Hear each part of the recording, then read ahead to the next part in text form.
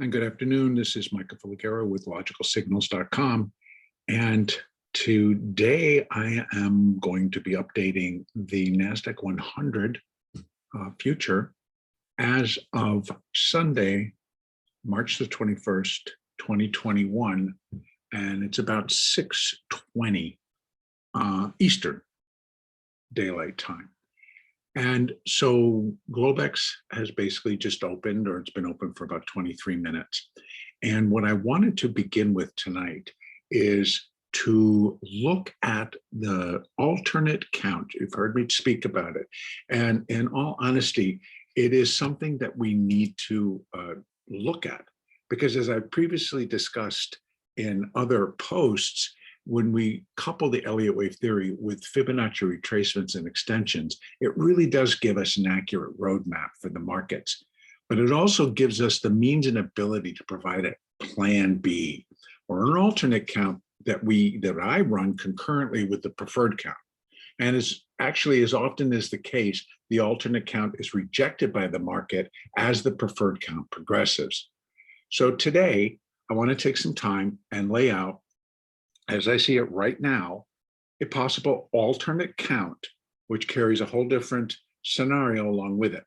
So I continue to count a cycle wave 4, because here is the end of cycle wave 3. And you can see that was all labeled. That was at the 13,900.50 high.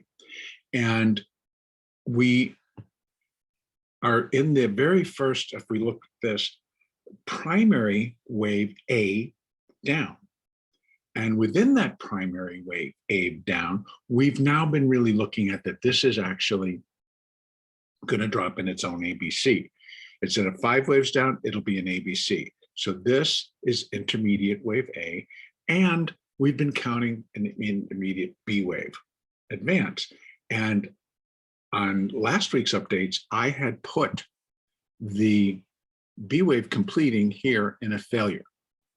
And that could still be the case. In fact, it could be complete here at a failure, and that could be a legitimate point. In fact, it's likely going to be what will happen when I go back and put up the preferred count again. And saying, for example, that this is only wave A, because now we're talking about the alternate, then we have a B wave decline, which actually ABC, so it could very well be complete. And I believe last week when we were discussing what to expect next, we allowed for that this could be a complete ABC, and now we're going to rally. Well, that was the alternate count, and now I'm going to show you how that can happen. Because again, as we've counted this out, the A and the B, that would suggest that we're going to get a C wave up. And so what I've done is I run Fibonacci extensions from the point of where intermediate wave A completed up to where the minor wave A of wave B completed, and then ran the extension down to the bottom of B, which is going to lay out where we think this C wave has potential of going. So the first relationship between an A wave and a C wave is that C will be equal to A. And if that's the case, then we're looking for a move up to 13,759.25. The next is that the C wave can be equal to 0.618 of wave A. And that would take it to 13,347, but we could say 13,350. And that actually would see the C wave would indeed put a new high in above that A wave, and that could complete the cycle. I think it can happen very fast, or it could roll out over the next week for all we know. Again, we allow the market to tell us. So then the next relationship, if it continues to break to new highs for the wave, then we have this additional resistance up to that 100% level. But if it continues to break above there, a B wave can now go 1.382 times the length of wave A, and that would be right here at 14,171. So I can give you an alternate count that's going to include new highs. As we continue to watch the S&P and the Dow Jones move themselves to new highs. The NASDAQ has rallied along, but not with the same intensity, with not the same gusto that it's going to go to new highs. And so, but we must allow for that potential, not necessarily having to give it a large probability, but we have to allow for that potential. And that's all I'm laying out right now, is to tell you where I believe my alternate count could take us. And these would be, whoa, Dad, these would be the resistance levels coming up.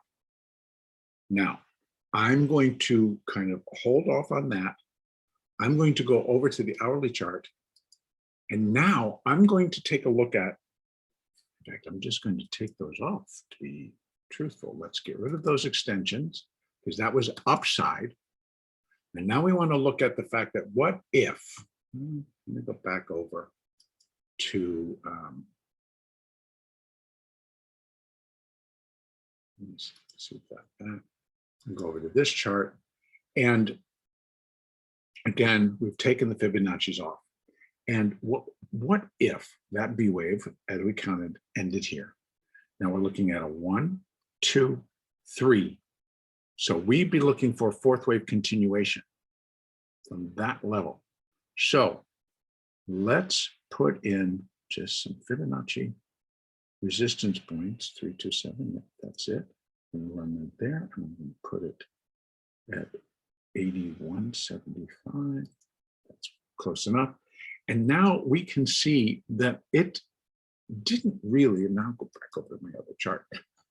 We still could be heading ourselves towards a rally back up. But we can see this is the bar in progress. And what I would then be looking for is more what's happening on this 5 minute. It's going to get itself up and it's going to create a high above 12,898, more like 12,900-ish. Well, we have resistance right here at 904, and that can complete the whole thing. We have additional resistance at these moving averages, which right now are sitting at 12,912. And then that was the 50, and we have the 200 at 12,945. That's right now. If the market continues to go up, they will follow suit. But if the market starts to break above these levels, we then feel that, yes, we could run up to 12,974. But in the preferred count, we would be looking for just a wave 4 correction, and again, A, B. So that's actually the A wave. I mean, this would be the completion of 5, of 3. In any case, we'd be looking for it to run up and to complete in these areas. And that would make a nice complete 3. Even if this ends up being A, B, and this is just a C wave. If it's a C wave, I would anticipate that it's going to reach these upper levels. And before the decline would then kick in again. And as you can see, we're stepping in and buying it right now. And so we're going to allow for it. We can continue to look for a stronger downside move, and that is coming up next. No matter if we go up in the alternate count, which is going to take longer, we're going to have to wait longer, but on this preferred count, I would not anticipate now, under the preferred count, that we're going to rise up and we're just going to keep on rallying. Under the alternate count, yes. Under the preferred count, no. So you have to pick your point. Where do I flip over to that other count? And it likely would be a break above 13,100, I'll call it. Above that level, I'm beginning to think that, okay, we might be done for downside for a little bit. We've been there before. We've rallied up before. Again, going out to the other chart, we've rallied up here in the form of a B wave. If we get up there again, then I'm thinking that, yep, this is A, B, and now we're doing a C wave up to complete that B wave. So we have the possibility, and it can go up on air for all we know. Again, we must allow the market to tell us, this is what I'm doing. And I don't want to run on because we've got to keep these a little bit shorter. So for tomorrow, we have our marching orders. We have our levels now. I'm running the Fibonacci's on the way down. And for the up scenario, you're going to run your Fibonacci's on a Fibonacci extension, which is going to begin here to the bottom of last week, Friday. And that'll give you the levels coming up. And that would be on a break above 13,100 with some gusto. So in other words, the market gets up there and it's not giving you any indications that that's it, we're done.